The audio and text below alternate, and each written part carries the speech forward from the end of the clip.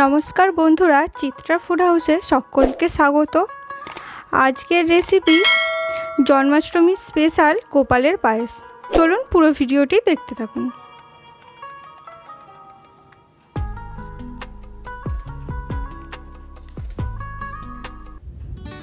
পায়েস বানানোর জন্য আমি এখানে প্রথমেই গোবিন্দভোগ চাল নিয়ে নিয়েছি, আর আছে কাজু কিশমিশ, দুটো গোটা এলাচ, আর তার সাথে আছে ঘি আর পরিমাণ মতো চিনি। প্রথমেই আমি এখানে একটা স্টিলের হাঁড়ি বসিয়ে নিয়েছি। এবারে আমি দুধটা দিয়ে দেব, দিয়ে ভালো করে দুধটা জাল করে নিতে হবে।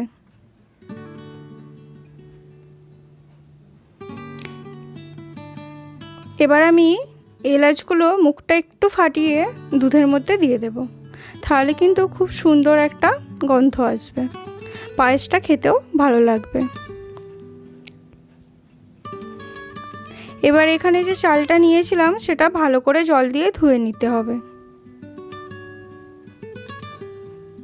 অবশ্যই ভালো করে 2-3 বার ধুয়ে নেবেন। এখানে ততক্ষণে কিন্তু দুধটা ফুটে গেছে। এটা ভালো করে খুন্তি বা হাতার সাহায্যে নেড়ে নিতে হবে, যাতে না দুধটা উতলে পড়ে যায়।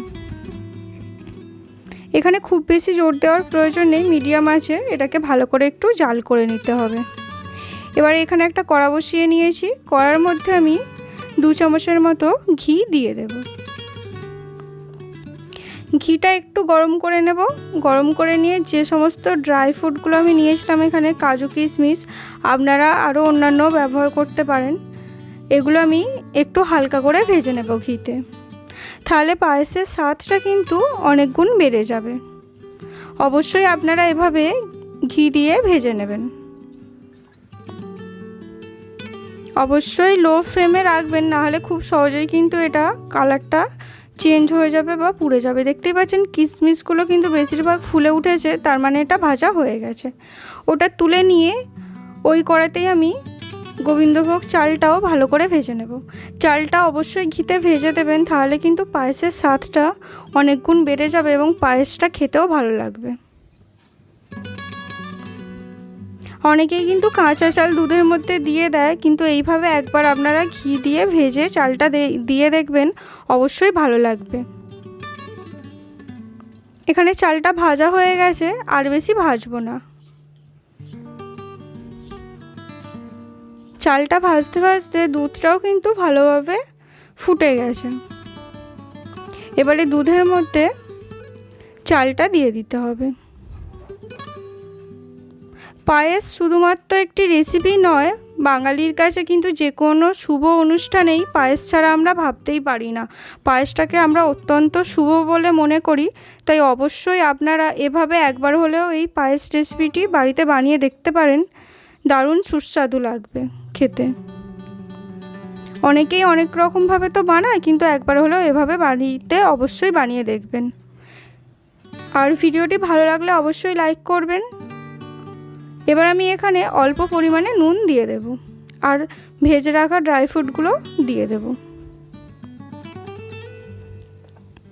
যে কোনো মিষ্টি রেসিপিতে অল্প পরিমাণে নুন দিলে তবেই কিন্তু মিষ্টির স্বাদটা ভালো আসে। তাই অবশ্যই অল্প পরিমাণে নুন আপনারা ব্যবহার করবেন। আবারও খুন্তির সাহায্যে ভালো করে মিশিয়ে নেব।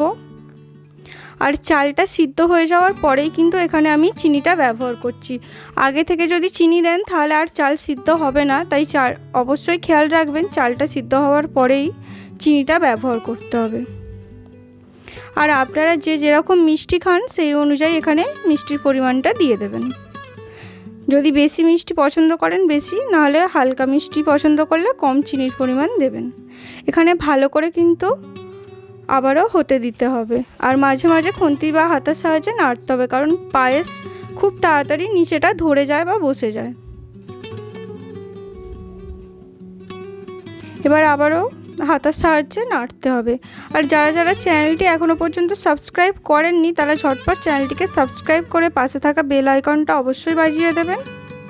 ভিডিওটি ভালো লাগলে অবশ্যই আপনার মূল্যবান কমেন্টের মাধ্যমে মতামত জানিয়ে যাবেন। আবারও নতুন রেসিপি নিয়ে হাজির হব। আজকের মতো এখানেই ভিডিওটি শেষ করলাম। পুরো ভিডিওটি দেখার জন্য অসংখ্য ধন্যবাদ।